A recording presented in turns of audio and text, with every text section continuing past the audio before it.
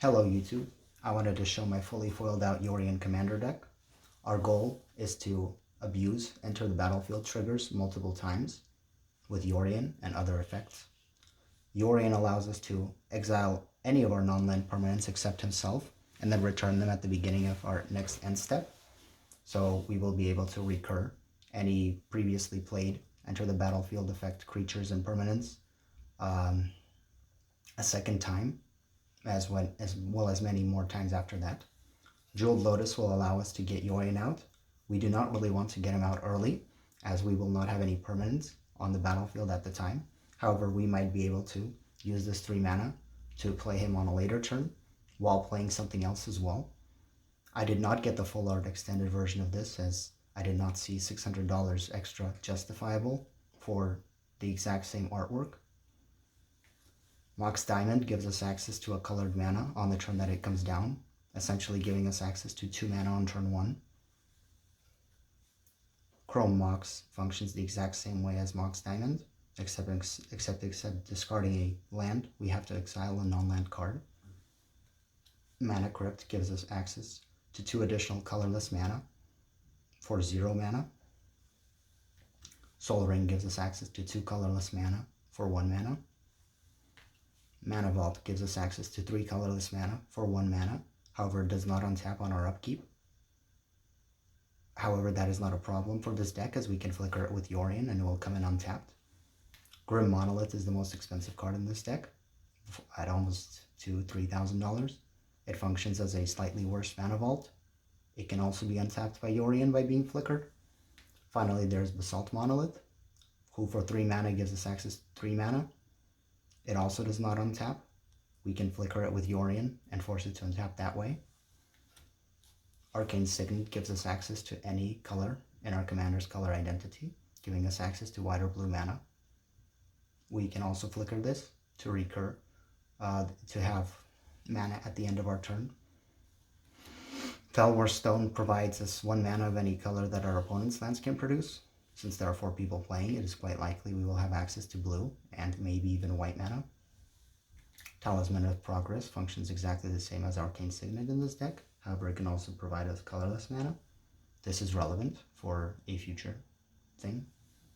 Panharmonicon allows us to double up on our ETB triggers.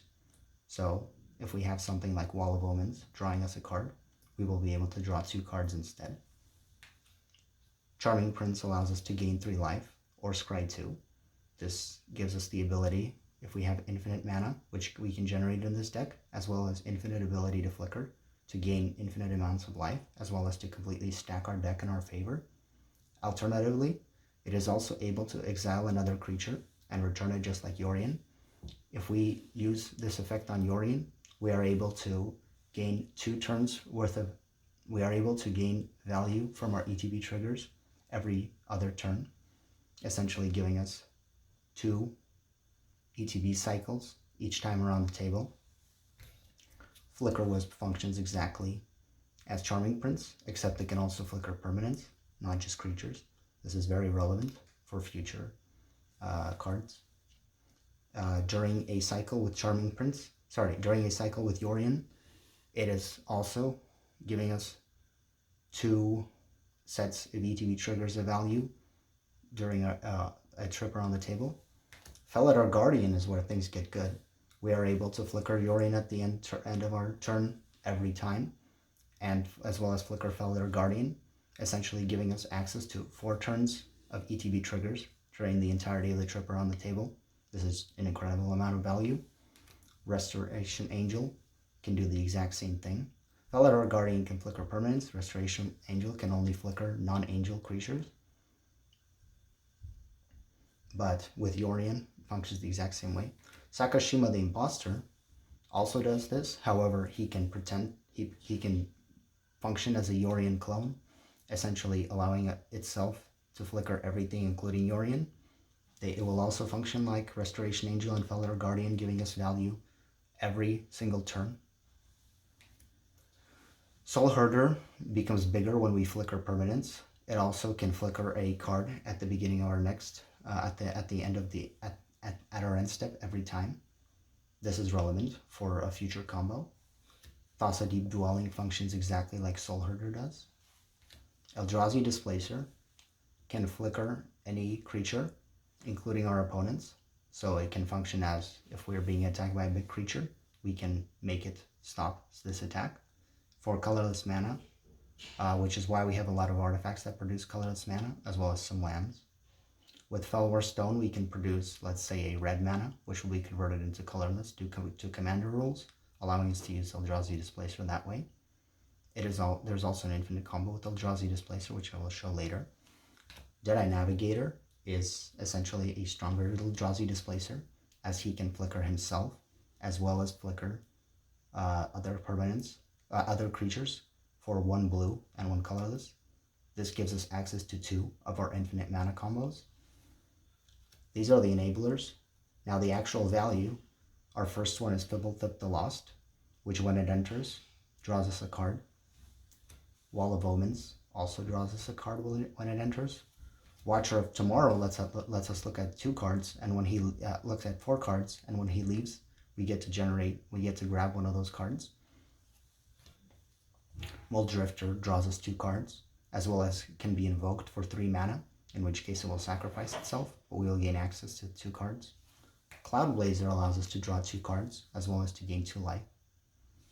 Thassa's Oracle is one of the win conditions in the deck. If we can draw our entire library and play Thassa's Oracle, then we will be able to win the game, because it reads, when Thassa's Oracle enters the battlefield, look at the top X cards of your library, where X is your devotion to blue. Put up to 1 of them on top of your library, and the rest on the bottom of your library in a random order. If X is greater than or equal to the number of cards in your library, you win the game. Spellseeker allows us to tutor any one of our 1 to 2 mana or 0 mana converted mana cost instants or sorceries. As we have tutors in here, this will actually give us access to quite a lot more than that. Recruiter the Guard can grab many of the cards in the deck with the converted mana with a toughness of 2 or less. Reflector Mage allows us to bounce creatures back into our opponent's hand, and also stops them from replaying this card on their next turn, which essentially means that if we bounce their commander, they're not able to replay their commander until the turn after their next turn. Until our next turn. Archaeomancer is able to recur any instants or sorceries, and there are quite a few infinite combos with this card here. We will be able to get them back from our graveyard. Rebel Arc lets us recur our creatures from the graveyard, 2 of them, as long as their power is 2 or less, which is quite a large amount of our deck. We can also evoke it for an additional mana to be able to use its effect immediately. Karmic Guide is able to get back any of our creatures.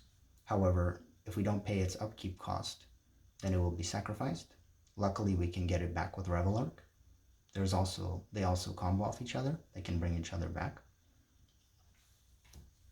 Sun Titan is able to recur any of our non-land permanents with converted mana cost 3 or less, which is a large amount of the deck. There are some combos with it as well. Cloud of Fairies untaps 2 lands whenever it enters, as well as cycles. With Deadeye Navigator, we are able to generate 2 mana and flicker it. However, this is not an infinite combo, as we are not gaining any additional mana. However, this is not the case, as I'll show later. Peregrine Drake with Deadeye Navigator or Eldrazi Displacer is access to infinite mana, as when it enters, it untaps 5 lands. We can then pay 2 mana to flicker it with Deadeye Navigator, netting us 3 mana, or 2 mana with Eldrazi Displacer, essentially netting us infinite white and blue mana. Solemn Simulacrum is able to grab us our basic lands, as well as draw us a card in case he dies. Skyclave Apparition is able to exile any non-land permanent permanently with converted mana cost 4 or less. We are also able to flicker it and use Stack's tricks, the stack, to essentially give them nothing in return. Rishadan Footpad forces them to sacrifice a permanent unless they pay 2 mana. If this is going around the table, it will tax our opponents very heavily to the point that they will eventually start losing permanence. Fencer Shaper Savant is able to bounce any permanent. With infinite mana, we can bounce our entire opponent's lands, creatures, everything, anything as long as it doesn't have hexproof, back into their hand. We are also able to, with infinite mana, stop them from playing any spells, as this gets around uncounterable as well, as it bounces the spell back into their hand rather than counters it. Agent of Treachery is one of the more brutal parts of the deck, where we can steal our opponent's permanents. With infinite mana and infinite flicker effects, we can take all of our opponent's things. As well as if we control 3 or more permanents that we don't own, we get to draw 3 cards every turn, which is quite good. Hull Breacher has no real ETB effects. However, if our opponent tries to draw cards and we play him out, we will get treasures instead, and they will not draw those cards. Hull Breacher is just a good card, so I decided to include it in this deck. I also did not get the extended art, because I did not feel this $70 premium was worth it. Glenalandra Archmage is able to sacrifice itself for 1 blue mana and counter a non-creature spell. Then it comes back with Persist. If we flicker it, then we get to remove that -1/-1 counter and use it as a 1 mana negate many times. Pact of Negation is a free counter spell. However, on our upkeep, we will have to pay 5 mana or we lose the game. Fierce Guardianship is a 3 mana negate that counters non-creature spells. However, if we have our commander Yorion out, then we will be able to counter that spell for free. Force of Will allows us to exile a card and pay 1 life to counter any spell for free. Swan Song counters enchantments, instants, and sorceries for 1 blue mana and gives them a 2/2 bird in return, a small price to pay. Muddle the Mixture counters instant or sorcery spells for 2 blue mana, as well as can transmute into things like Charming Prince, some of our artifacts, etc., giving us access to many of our 2 mana spells for essentially an extra instance of our 2 mana spells, reducing the probability of us drawing it to 1 in 50 from 1 in 100, increasing the probability. Dovin's Veto is a counter spell that can't be countered, and it counters non-creature spells. Then there's Counterspell, which counters target spell for 2 blue mana. Then there is Mana Drain, which is counterspell on steroids, and gives us access to colorless mana, equal to the converted mana cost of the spell that we countered on our next main phase. Mystical Tutor allows us to search up any instance or sorcery cards in our deck, put it on the top of our library, and then draw it next turn. Unless we have a flicker effect or another enter the battlefield draw effect, then we will have it on the turn that we try to get it. Enlightened Tutor does the same with artifacts and enchantments. Also, Spellseeker is able to find both of these cards, which means that with Spellseeker we can find any artifact, any enchantment, and any spell, sorcery, or instant in our deck. Swords to Plowshares exiles a target creature, and they gain life equal to its power. A very good card. Path to Exile, I love this artwork. A very cheap card, but probably one of the prettier ones in the deck. Allows us to do exactly the same as Swords to Plowshares, except they get a tapped basic land instead. Cyclonic Rift for 2 mana bounces a non-land permanent we don't control back to our opponent's hand. However, if we pay 7 mana, we can overload it and bounce everything that our opponents own that is non-land back into their hand.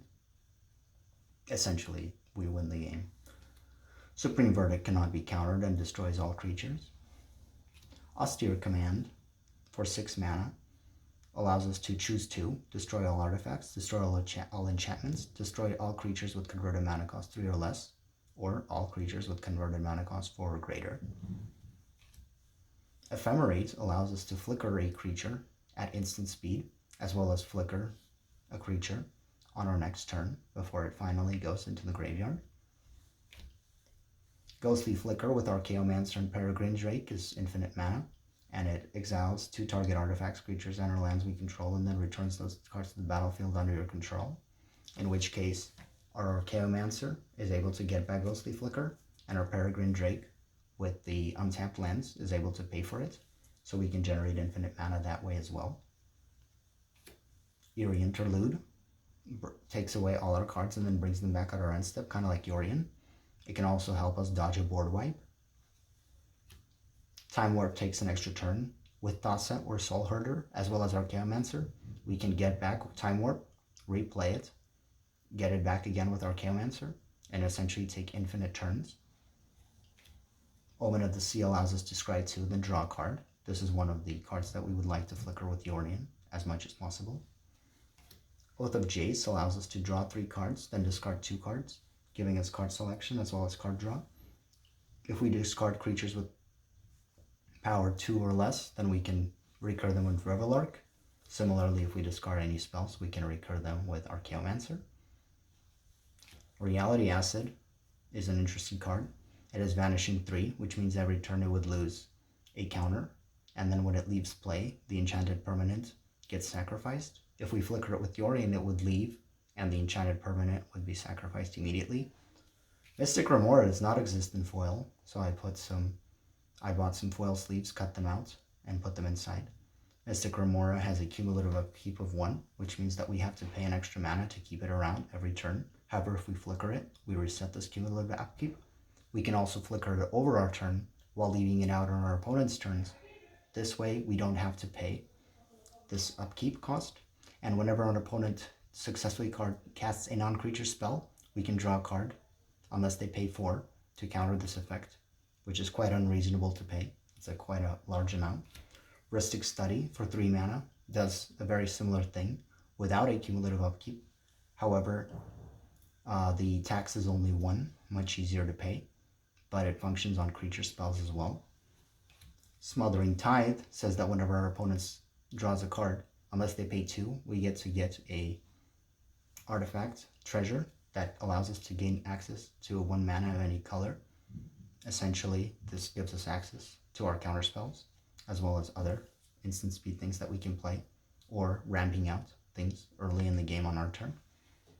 Seagate Restoration allows us to draw cards equal to the number of cards in our hand plus 1. Then we have no maximum hand size for the rest of the game. This is also a land on the other side. It's basically an island. However, we have to pay 3 life for it to come in untapped.